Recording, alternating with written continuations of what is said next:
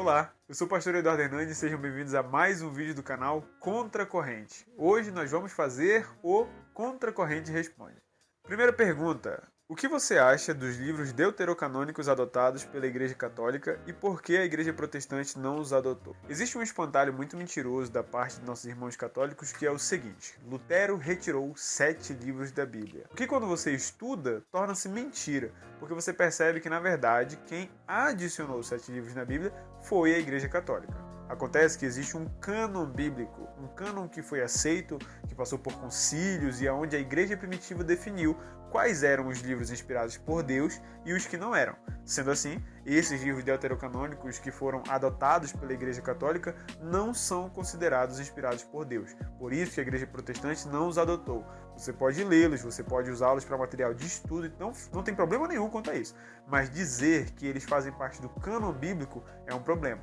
Então, resumidamente, a Igreja Protestante adotou o cânon bíblico com os livros que foram inspirados por Deus e a Igreja Católica decidiu adotar, além do cânon bíblico, mais 7 livros. Com esses conflitos globais, qual a sua opinião? Agora será o momento do anticristo aparecer? Vamos lá. Talvez a minha resposta seja um pouco surpreendente, mas acontece que desde que o mundo é mundo existem guerras. Desde que o mundo é mundo existem manifestações teoricamente apocalípticas, mas isso não significa que o anticristo vai se manifestar ou que Jesus já está voltando.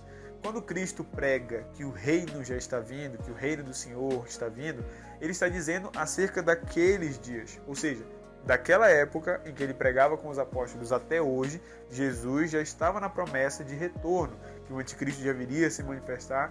Inclusive os apóstolos perguntam a ele quando que seria o dia que ele voltaria, e etc e tal, e etc e tal. Eu não acredito nessa ideia de que agora Jesus vai voltar, agora o anticristo vai se manifestar, não. Mas eu acredito que a qualquer momento ele vai voltar e o anticristo vai se manifestar.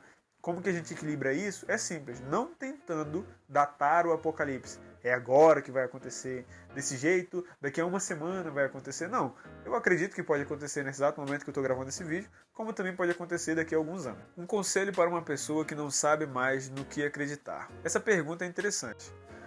Teve um momento da minha vida em que eu estava estudando tanto a Bíblia, estava lendo tanto, pesquisando tanto, querendo saber tanto de teologia, que eu beirei o ateísmo. Não porque eu não acreditar mais em Deus, sabe, como ser supremo e etc. Mas porque a igreja, onde eu congregava na época, me fez desacreditar de certas coisas, sabe? Como que Deus permitia aquilo e etc e tal.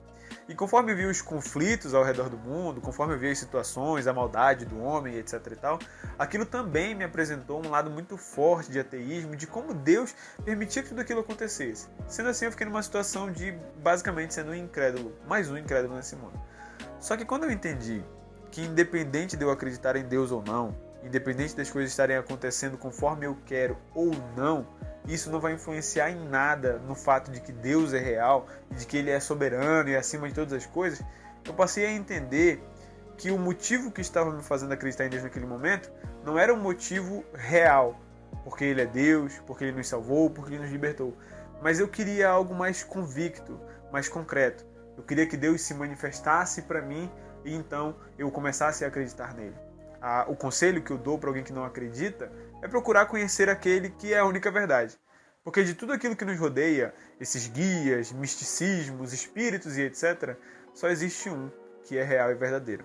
E ele é o único motivo que me leva a acreditar. Não numa esperança de dias melhores ou promessas futuras, mas numa promessa eterna, numa promessa de verdade. Então meu conselho é: procure conhecer a verdade. Se você não acredita em nada, procure conhecer aquele que vale a pena acreditar. O que você pode falar sobre os livros apócrifos? Tem problema ler? Não. Como eu já disse, não tem problema ler. Inclusive é recomendável, porque eles são bons para estudo. Seus autores dizem isso. Qual a diferença do Deus do Antigo Testamento para o Deus do Novo Testamento? Nenhuma. A gente tem que entender o seguinte: a revelação da Bíblia acerca de Deus, ela vai culminar em Cristo Jesus. Ou seja, Cristo é a revelação do Deus vivo. Mas o que acontece? A revelação ela é progressiva até Cristo. O Deus que se revela no Antigo Testamento não é diferente do Deus do Novo. Só que naquele momento ele estava revelando uma parte daquilo que ele era, e no Antigo Testamento ele completa essa revelação. Porque a ideia de que Deus era muito mal no Antigo Testamento, ele matava as pessoas e etc e tal, ela é uma ideia errônea. Porque quando você vai para o Novo Testamento, você percebe que a pessoa que mais pregou sobre condenação, sobre morte, sobre o inferno, foi Cristo Jesus. Ah, mas ele não matava pessoas. Você vai ver que o apóstolo Paulo, ele entrega pessoas a Satanás por autoridade que Deus deu a ele. Então você percebe que não é que Deus é mau ou ele é muito diferente do Antigo Testamento para o Novo, mas a sua revelação ela é gradual. Ele é o mesmo Deus, ontem, hoje, amanhã e para todo sempre. Você acha que a Israel de hoje é a mesma do passado? Não. Qual parte da Bíblia eu devo ler primeiro, Novo ou Antigo Testamento? Eu antigamente recomendava começar pelo Novo, para você conhecer Jesus, etc e tal. Mas hoje eu recomendo que você comece pelo Antigo, para que você conheça a revelação completa de Deus, de Gênesis a Apocalipse. Mas tem um adendo.